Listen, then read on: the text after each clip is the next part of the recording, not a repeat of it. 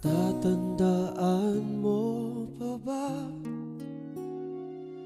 nung tayong dalawa ay unang makita? Panahon ng kamusmusan sa piling ng mga bulaklak at halaman. Doon tayong nagsimulang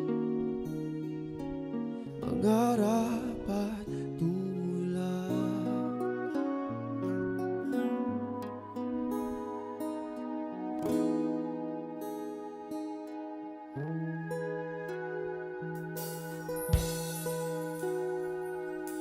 Natatandaan mo pa ba